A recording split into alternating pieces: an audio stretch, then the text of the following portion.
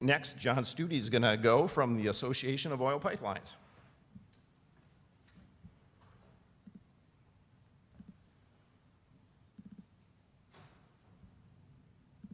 John. Thanks, Carl, and thanks for inviting me here to help embrace conflict, right? So we're going to talk about the different sides of the issues, and I think you are right. We'll all largely be on a similar side. And I'm John Stoody, Association of Oil Pipelines. I lead government and public relations, but I also have all of the PHMSA pipeline safety issues and efforts and programs under my bailiwick, interfacing with PHMSA and our operators on what they are doing to improve pipeline safety.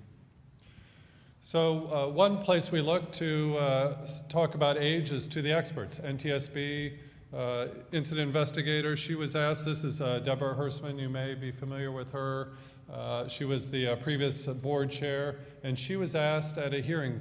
Congress convened a hearing, the Senate Commerce Committee, in 2013 after the Sissonville, West Virginia pipeline incident, explosion. And Senator Manchin, it was a hearing in Charleston, West Virginia. Senator Manchin asked her this question straight up. He noted the age of the pipeline. I forget what the age was, 40 or 50 years. And he said, does that mean all old pipelines are a problem? And the NTSB board chair said, no, if a pipeline is adequately maintained and inspected, age is not an issue. So that's the perspective from the safety investigators. And then we look at the data, and Carl showed a similar chart. This is likewise from PHMSA, publicly available. You can go on and do this type of analysis yourself, and you see the chart. The only difference, we have all the pre-1950s in that first bar you see there, and then each decade is laid out. So this is when the pipe was constructed. The next bar then is number of incidents. So within the last 5 years, what were the incidents that happened? And then we went and looked, all right, in what year was that pipe built? And this lays it out, and you see the correlation. So what you would want to know is, given when the pipeline built, is there any decade that's more problematic, or is it less problematic? How is it doing compared to its peers? And one thing we look at incidents, which is important. We need programs for incidents. But we also know from looking at the data that many incidents are small. A third of the incidents on the liquid pipeline side are under a barrel. 2/3 are under 5 barrels. And really what you're all here for is, what is the impact on the environment? What is the impact on our communities? What was released out into the public spaces? And for that, we look at size of the release. And you'll see here is the last column is by barrel release size, again, by the different decades. So if you look at the different decades, you notice that when you look at incident size, how much was released to the environment, most decades, you could say, are safer than average, because they actually released, pipe in the 1950s, for example, released less product than they would represent in terms of mileage. So you would say, well, wherever the most pipes are, they should release a corresponding level for them. Another decade, it should correspond to them.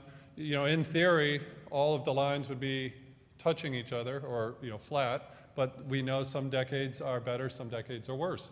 So this lays out which are the better decades. Pre-1950s, the 1950s, fewer barrels released than their average would suggest, 1970s, 1980s, 2000s, 2010s. So actually most decades are ahead and safer than average. We have the 1990s, that's a big one there. Why is that? 1990s, why does that stick out? That's a single release, happened up in North Dakota, literally an act of God. A bolt of lightning came down from the sky and struck a pipeline, made a hole, and out came the oil. Now there are definitely problems with that. That's not saying anyone's off the hook. There were leak detection issues with that. So there were things to get better on, but that wasn't an integrity management issue. Should we worry about the pipe itself? And then the 1960s, right? A lot of you are extremely familiar with this decade, and the data shows that 1960s pipe is higher than average. But if age in general is not an issue, what is the issue?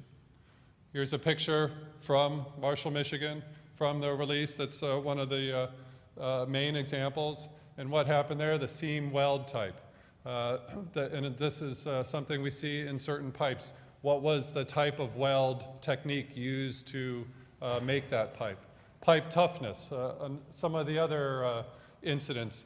Are there brittle parts of a pipe that are more likely to have an issue? Coating type, you see there the wrapping. Did the way that the operator protect the pipe fail and somehow? In Marshall, moisture got behind that tape coat and that allowed corrosion. So that was an example there. Pressure cycling. Is the way the operator operates the pipe, are they pressuring it on and off, and does that provide wear on the pipe? Some pipes have it, some pipes don't. So those are all factors. We also saw other issues. Control room management. It took a while in one case for the operator to shut down the pipe, and that led to the size of the release. Emergency response. What did the operator bring to the emergency? Was it the right equipment? Did it get there on time? Data integration, were there clues out there that on their own weren't enough to identify a release, but when you added them all up, integrated them, looked at them holistically, then you could uncover, yes, we've got a problem here. Public awareness. People smelled something in one large release, but they weren't aware that's a pipeline. We need to call the authorities. So all of these are issues. These are very real issues, and they deserve real attention. And to your admonition, what are we doing? How are we attacking these specific issues? What is AOPL, our friends at API, all of the liquids pipeline operators do to address these specific issues we just saw? We have control room regulations. PHMSA put out control room regulations and then asked to implement them on a quicker timeline after Marshall and industry agreed, and made the improvements there both then at the time, how to better manage the control room, shut down a pipe if there's a rupture. We also have more recent regulatory proposal about operator training and qualifications. How can we train as a team when we're in the control room and work together to have the best safety culture in the control room to respond to a rupture. Emergency response RP, make sure we have the right equipment, we get there in time. This is industry-wide guidance that will soon be out to improve emergency response. First responder training, the same group that did the responder, we have a free online 24/7 training course. We heard from many first responders, small fire departments when we reached out to them. Maybe they're in a rural area, maybe they're suburban, they don't have the resources for pipeline-specific training. They said, we need help, and so we responded. This is online. Any of you could actually go online and take the pipeline-specific training. If you're a volunteer fireman and you've got a day job, you can go on in the weekend. If your shift is during the day, you can go on in the evening. So this was our attempt to reach out to the first responders and fill this need. Crack detection RP, we heard about this in an earlier session, how to get better at detecting and responding to cracking in pipes. Data integration, technical report, how to ensure the quality of data and its compatibility allows it to be integrated. Leak detection RP, how to better manage your leak detection program so you're having that holistic, you're using all of the different tools, whether it's computer monitoring, overflights, walking the line. Smart Pig research and development, improving the technology to find hard-to-find issues.